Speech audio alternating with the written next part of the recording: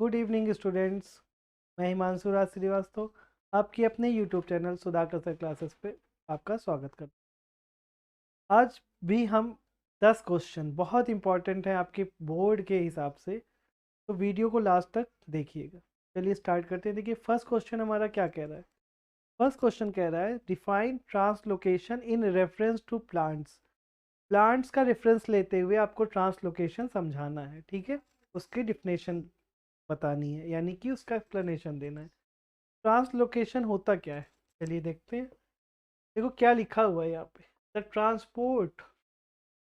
Transport of food prepared in the leaves bye the process of photosynthesis.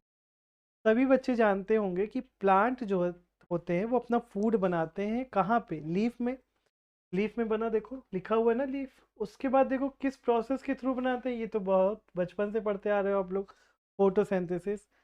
Photosynthesis के through plants food बनाए, लेकिन वो food store कहाँ रहेगा? वो रहेगा स्टोर लीफ में ही तो रहेगा, ठीक है। लेकिन क्या लीफ को ही ज़रूरत है प्लांट फूड की जो प्लांट्स ने बनाया है? नहीं, उसके हर पार्ट को चाहिए। पार्ट कौन कौन से देखो, to the various part. Root को भी चाहिए, स्टेम को भी चाहिए और ब्रांचेस को भी चाहिए। और इसी प्रोसेस को क्या बोला गया? ट्रांसलोकेशन, ठीक है। जो फूड लीफ ने बनाया अपने पास रखा, तो वो नॉन ग्रीन पार्ट में भी तो जाने चाहिए। जैसे आपका रूट हो गया, स्टेम हो गया, ब्रांचेस, इनको भी तो फूड की नीड है। तो इनको फूड पहुंचाने की प्रोसेस ही क्या कहलाती है? ट्रांसलोकेशन, ठीक है। तो ट्रांसलोकेशन का मीन्स क्या हो गया?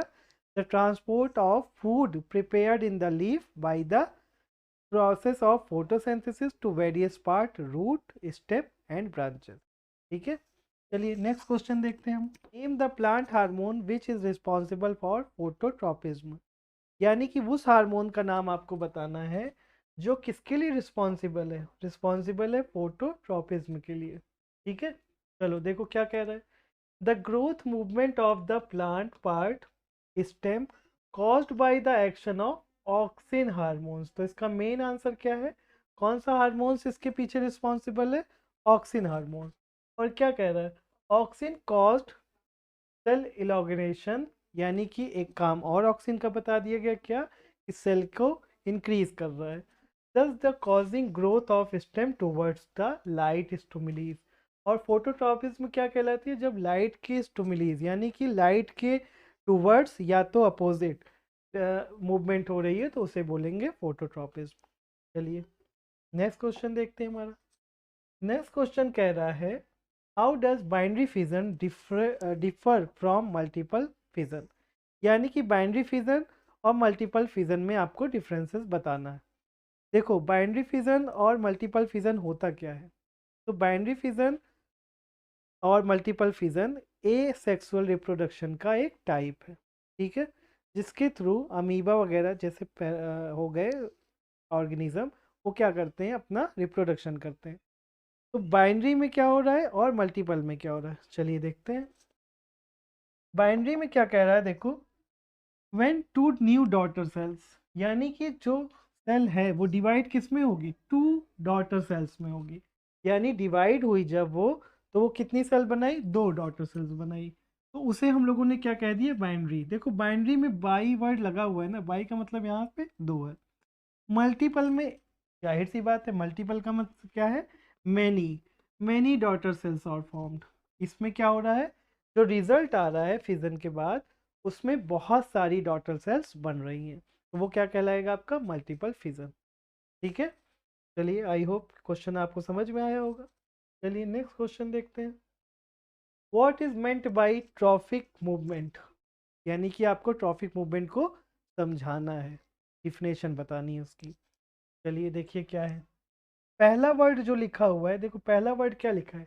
डायरेक्शनल, यानी कि किसी ना किसी डायरेक्शन में ये मूवमेंट होगी, ठीक है। और मूवमेंट होगी तो किसके टूवर्ड्स होगी या अगेंस्ट होगी? तो स्टुमुलीज के। अब देखो पूरी डिफिनेशन देखो क्या लिखी हुई है। Directional movement of the specific part of a plant, यानी कि चाहे रूट की बात हो रही हो, चाहे स्टेम की बात हो रही हो, उसकी बात हो रही है, इसलिए क्या लिखा हुआ है? Specific word. Part of a plant is responsible to external stimuli external stimuli का मतलब यहाँ पे ये है कि जैसे लाइट हो गई, वाटर हो गया, ग्रेविटी हो गई, इस चीज़ों की बात हो रही है। कॉल ट्रॉपिज्म और ट्रॉफिक मूवमेंट, ऐसी मूवमेंट को क्या बोलते हैं? ट्रॉपिज्म बोलते हैं या फिर ट्रॉफिक मूवमेंट।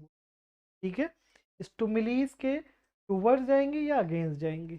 ऑन पार्ट, किसके पार्ट? प्लांट्स के। ठीक है, चलिए नेक्स्ट क्वेश्चन देखते हैं। Define phototropism.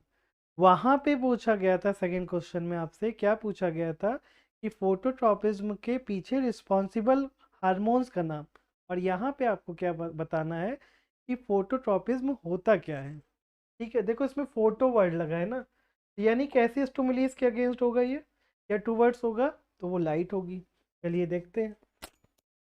Phototropism is the movement of the part of the plant in response to light। ये ध्यान रखना कि फोटो वर्ड लगा हुआ है, इसीलिए ये स्टिमुलीज जो होंगी वो कौन सी होंगी? लाइट होगी। Second, should generally grow towards the light are said to be positively phototropism। यानी कि जो स्टेम होता है, देखो स्टेम है, आप प्लांट लगाओ तो स्टेम क्या कर रहा है? ग्रो कर रहा है ना, जिधर से लाइट आ रही होगी वो उधर ही साइड मूव करेगा। और रूट किधर मूव करेगी? रूट मूव करेगी अगेंस्ट द लाइट ना, लाइट इधर से आ रही तो वो नीचे मूव कर रही है। इसीलिए स्टेम को क्या बोला गया है? Positively phototropism. और रूट को क्या बोला गया है? Negative phototropism. ठीक है, निगेटिव क्यों बोला गया? क्योंकि वो लाइट के अगेंस्ट जा रही है, और स्टेम कैसे जा रहा है? लाइट के साथ जा रहा है, इसीलिए। ठीक है, चलिए नेक्स्ट क्वेश्चन देखते हैं हम लोग। State the function of thyroxine in human body. Thyroxine जानते हैं आप लोग? थायरोक्सिन एक हार्मोन का नाम है जो कुछ ना कुछ फंक्शन हमारी बॉडी में करवाता है। बहुत इंपॉर्टेंट हार्मोन है ये, इसके बिना क्या नहीं हो सकता वो देखिए। देखिए इसका फंक्शन क्या है। थायरोक्सिन रेगुलेट, थायरोक्सिन क्या कर रहा है? रेगुलेट कर रहा है किसको? कार्बोहाइड्रेट को। अब देखो आप ऐसे बहुत सारे फूड लेते हो ना, फूड में कार्बोहाइड्रेट भी है, प्रोटीन भी है, फैट भी है, मिनरल्स हैं, विटामिन्स हैं, सारी चीज़ें। तो ये किसको रेगुलेट कर रहा है? कार्बोहाइड्रेट को, प्रोटीन को, फैट को। कहाँ पे? बॉडी में। It promotes growth of the body tissues, और ये किसको प्रमोट कर रहा है? बॉडी टिश्यूज को भी। ठीक है, ये थायरोक्सिन का काम है किसमें? ह्यूमन बॉडी में। चलिए नेक्स्ट देखते हैं। क्वेश्चन नंबर 7 क्या कह रहा है हमारा? क्वेश्चन नंबर 7 कह रहा है give 2 reason for the appearance of variation among the progeny formed by sexual reproduction. देखो सेक्सुअल रिप्रोडक्शन में सबसे ज़्यादा वेरिएशन के चांसेस होते हैं, वही पूछ रहा है क्यों। और ए सेक्सुअल में रिप्रोडक्शन के बाद वेरिएशन के चांसेस बहुत कम होते हैं। क्यों? क्योंकि वहाँ पे पेरेंट सेल एक ही है, तो जैसी वो है वैसे ही आएगा। वेरिएशन के चांसेस कहाँ पे बढ़ जाएंगे? सेक्सुअल रिप्रोडक्शन में, क्योंकि यहाँ पे दो पेरेंट्स, दो इंडिविजुअल्स इन्वॉल्व हो रहे हैं। ठीक है, दोनों की अपनी अपनी क्वालिटीज़ होंगी, वही चीज़ है। चलो यहाँ पे देखते हैं हम लोग क्या कह रहा है। In sexual reproduction two parents have different set of characters. पहली चीज़, इसमें दो पेरेंट्स इन्वॉल्व हो रहे हैं। अब दोनों पेरेंट्स के क्या होंगे? डिफरेंट डिफरेंट कैरेक्टर्स होंगे कि नहीं? भाई मम्मी पापा से आप बने हो, मम्मी पापा से हम बने हैं, तो दोनों के कैरेक्टर्स अलग अलग हो सकते हैं ना, इसीलिए वेरिएशन के चांसेस बढ़ जाते हैं। उसके बाद gene combination are different in gametes. अब जाहिर सी बात है जो इनसे गैमीट बनेंगे उनमें भी जीन का कॉम्बिनेशन क्या होगा? अलग अलग होगा। और इसी रीज़न से क्या होते हैं? वेरिएशन ज़्यादा दिखाई देते हैं, या वेरिएशन होता है किसमें? Sexual reproduction. चलिए नेक्स्ट क्वेश्चन भी रिप्रोडक्शन ही टॉपिक से रिलेटेड है। क्या है क्वेश्चन? Define fertilisation. फर्टिलाइजेशन को आपको एक्सप्लेन करना है। ठीक है, चलो देखो क्या है फर्टिलाइजेशन। द प्रोसेस, एक प्रोसेस है fusion of the male gamete. देखो मेन आंसर ये है, male gamete and female gamete का क्या हो रहा है? फ्यूजन हो रहा है। जब मेल गैमीट फीमेल गैमीट से फ्यूज होगा, उसी प्रोसेस को हम लोग क्या बोलते हैं? फर्टिलाइजेशन। ठीक है, लेकिन क्या होना चाहिए? Same species is known as fertilization. ठीक है, अब फर्टिलाइजेशन के बाद क्या होता है? After fertilization the product obtain the zygote. Fertilization के बाद जो सेल मिलती है उसे हम लोग क्या कहते हैं? जाइगोट। और जाइगोट क्या होता है? Eventually develops into the complete organism. उसके बाद जाइगोट धीरे धीरे डेवलप करके एक कंप्लीट ऑर्गेनिज्म बनाएगा। फिर बाद में वो भी क्या करेगा? रिप्रोडक्शन करके अपनी जैसे फिर स्पीसीज बनाएगा। और इस तरह से लाइफ साइकिल चलती रहती है। Describe cross pollination. आपको क्या करना है? पॉलिनेशन को डिस्क्राइब करना है, और वो पॉलिनेशन का नाम क्या है? क्रॉस।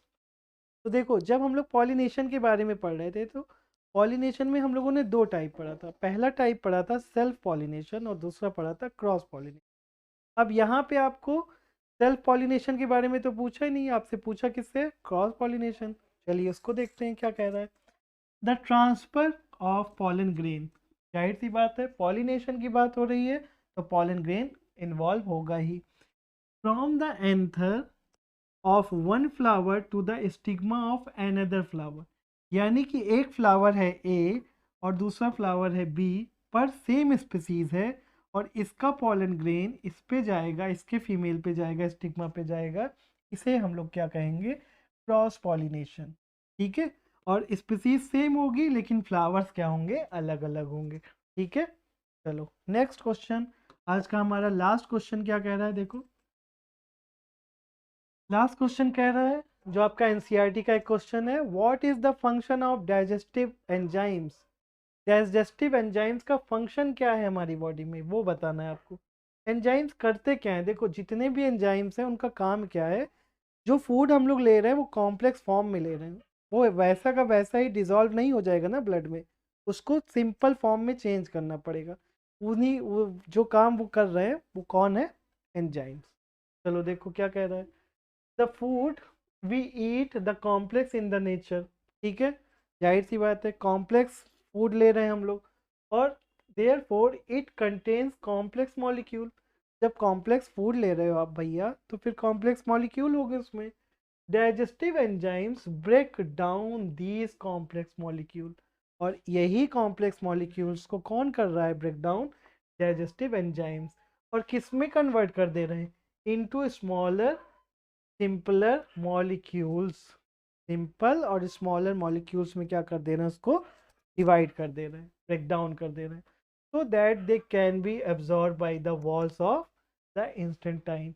और जिससे क्या हो जाएगा, जब वो सिंपलेस्ट फॉर्म में आ जाएंगे कॉम्प्लेक्स मॉलिक्यूल्स, तो इंस्टेंटाइन की वॉल्स क्या कर लेंगी? उसको एब्जॉर्ब कर लेंगी बड़ी इजीली, और ब्लड में मिल जाएगा। उस तरह से हमारा क्या हो जाएगा? न्यूट्रिशन कंप्लीट हो जाएगा। ठीक है। चलिए, thank you students. I hope आपको वीडियो पसंद आया होगा। तो चैनल को सब्सक्राइब करिए, वीडियो को लाइक शेयर ज़रूर करिए।